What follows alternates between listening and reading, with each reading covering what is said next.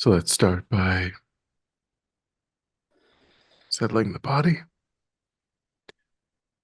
adopting a stable, comfortable, upright position serviceable for meditation.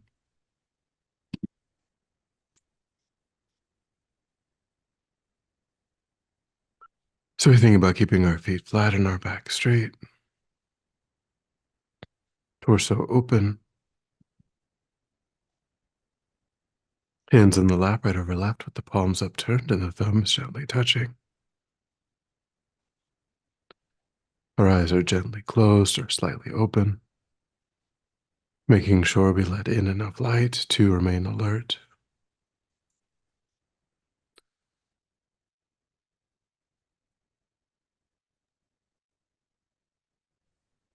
We try to maintain an awareness of not slouching, not leaning.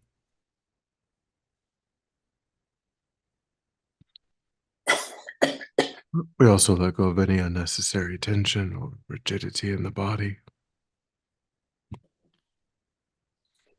relaxing into a stable, comfortable, upright position, just allowing the body to fall into place.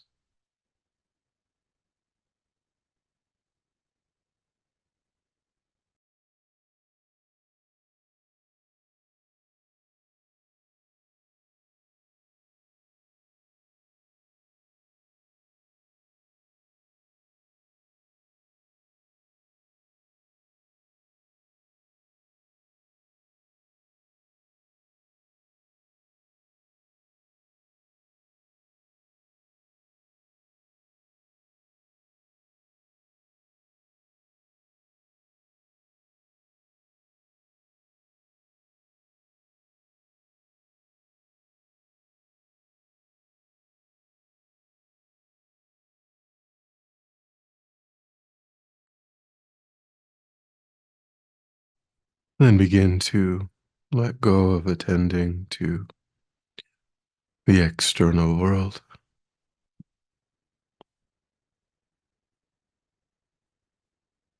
moving the mind inward,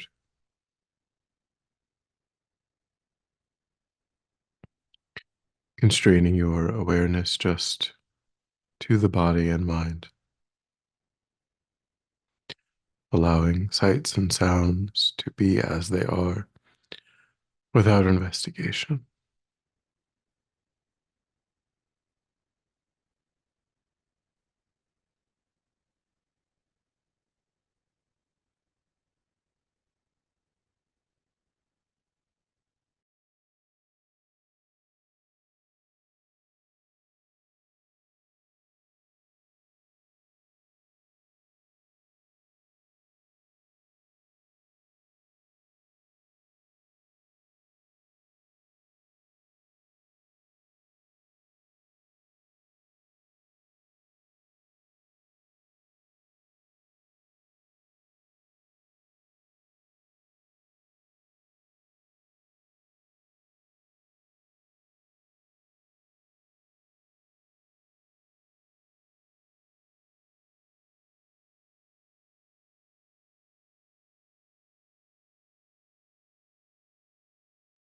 And begin to concentrate that awareness on the breath, anchoring it to the present by closely attending to the physical sensations that accompany the in-breath and the out-breath as you breathe naturally and normally, just noticing whatever sensations arise, particularly the opening of the nostrils.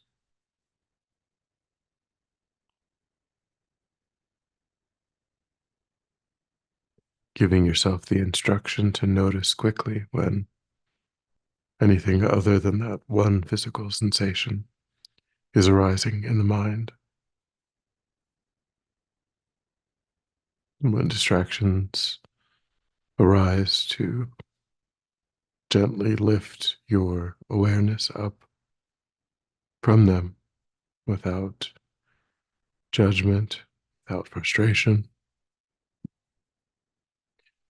and simply to place that awareness gently but firmly again and again on the breath.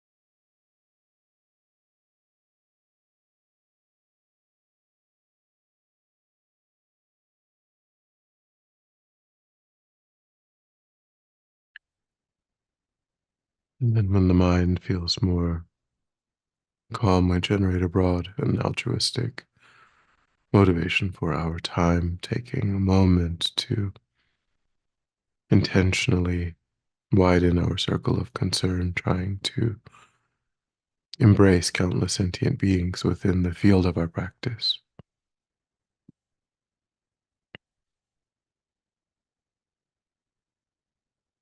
thinking that just like oneself, all sentient beings deeply wish to be happy, deeply wish to be free of suffering,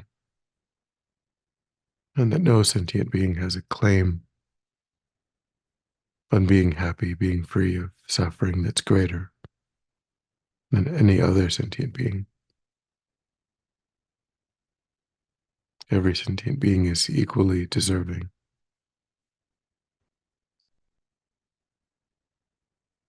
And so to work for the benefit of all sentient beings rather than just oneself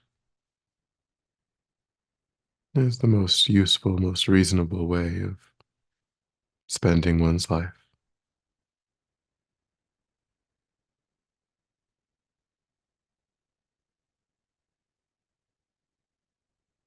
And in order to be successful in that myself, I must become deeply familiar with the states of mind that support beneficial, constructive actions. And I must reduce and ultimately eliminate states of mind that support destructive actions that agitate and disturb my own peace of mind and give rise to actions that are harmful rather than helpful. I must engage in this process of genuine inner transformation so that I'm capable of truly being of benefit.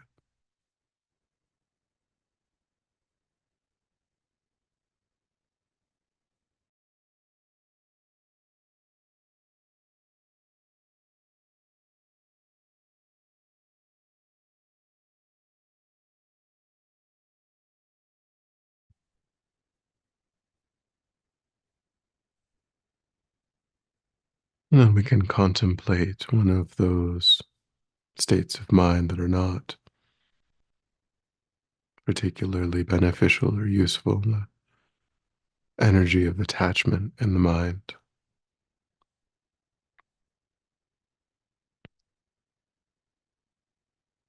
So we can try to recognize that when we ourselves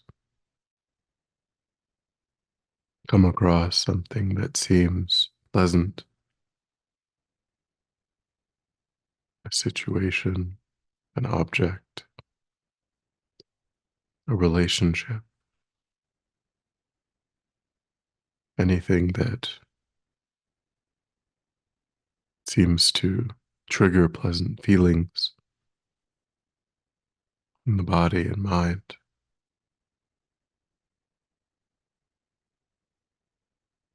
We think that that interaction was in the nature of happiness.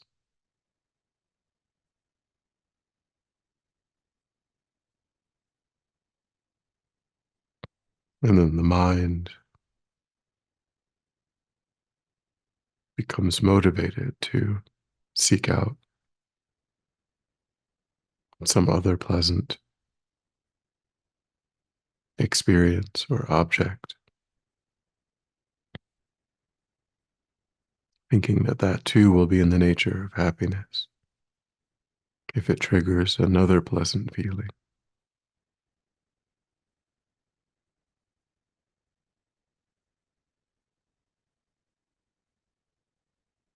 And then from morning until night,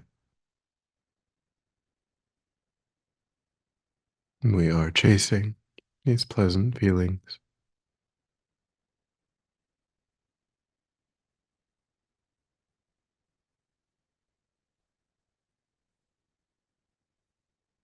and we feel unhappy if we're unable to be in contact with these objects of attachment.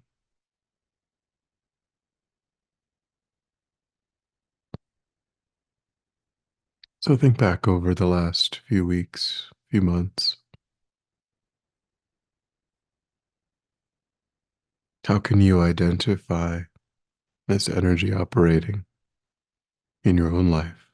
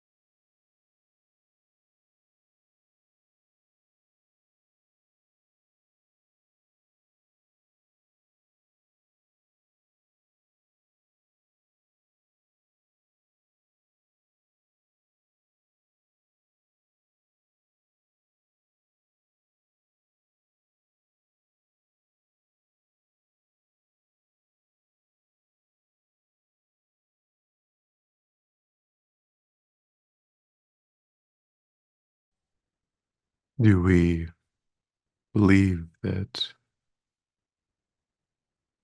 this process of chasing, being pulled toward these objects that seem pleasant, that this is the method, perhaps the only method, to be happy? Is that what our mind is telling us?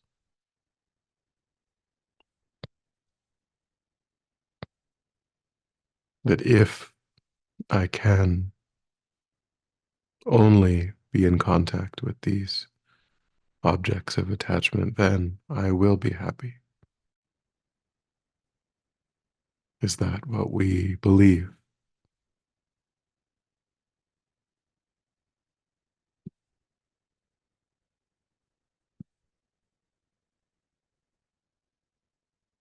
If we do believe that to some degree, think again back over your life how many times you did want something and how many times you actually got it,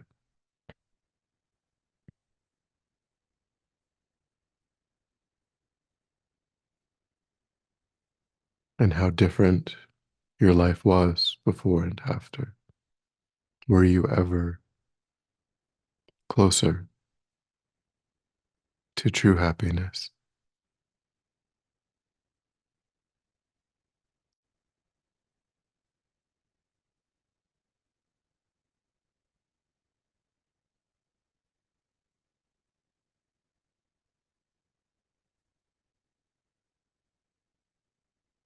Try to think about how much trust you put in being in contact with worldly pleasures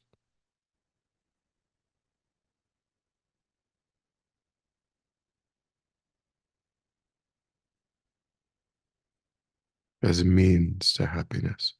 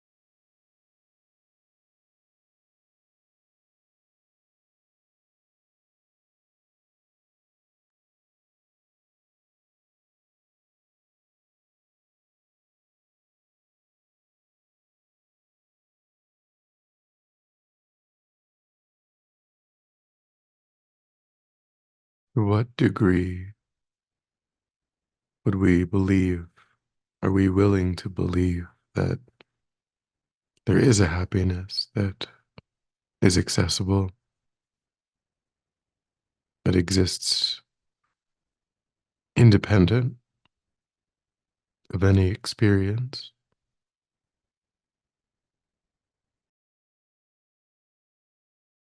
a true, genuine, lasting happiness that arises from the mind itself?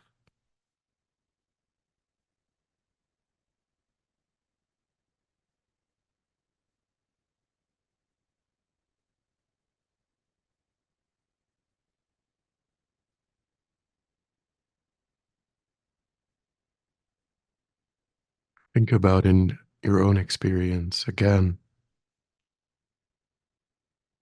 any moments that you may have had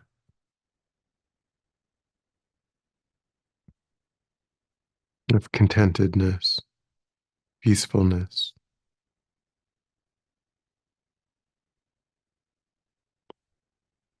that did arise without being in contact with something outside of oneself.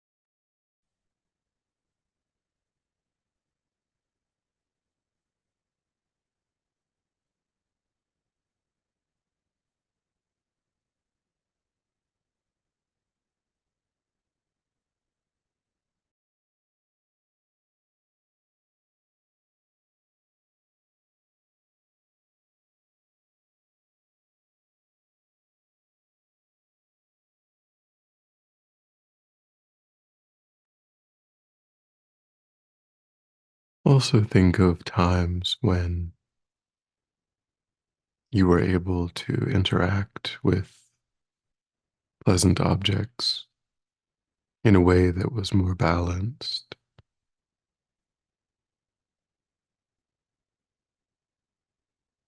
in a way where you allowed the pleasant experience, the interaction with it, but without craving, without grasping.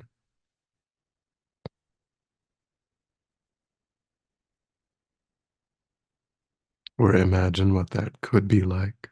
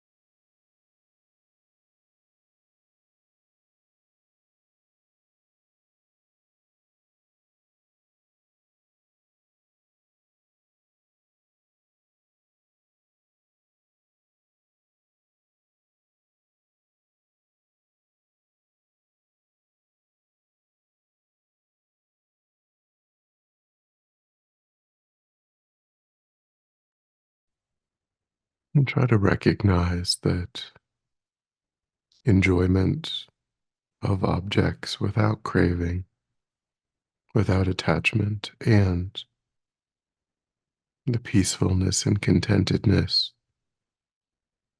that is able to arise without objects. Both of these depend upon my mind and not how successful I am in contacting objects.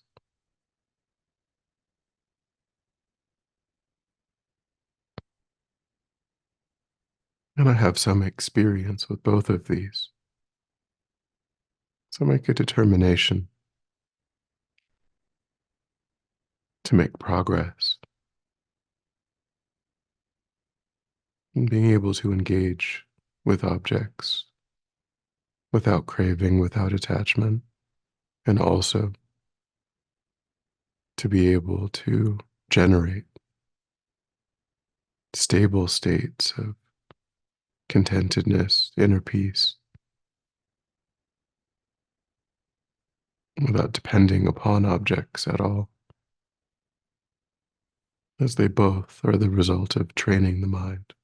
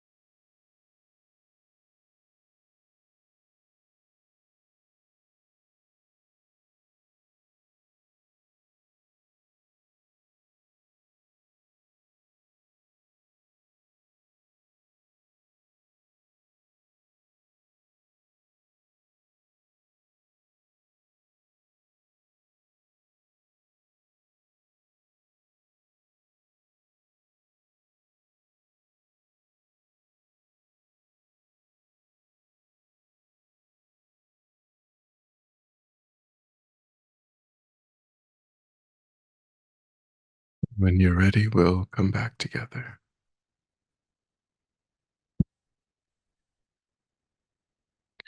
We'll dedicate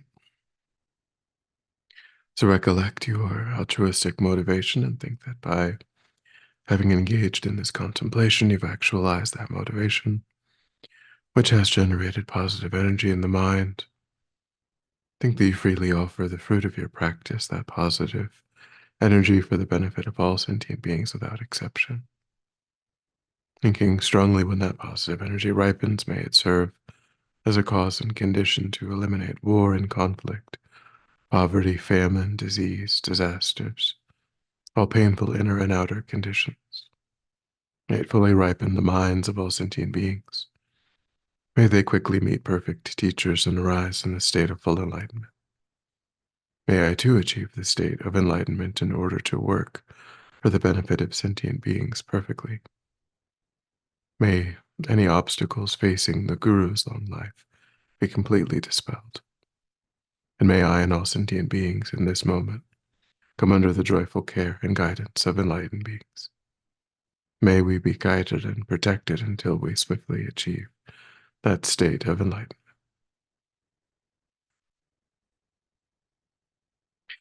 Thank you.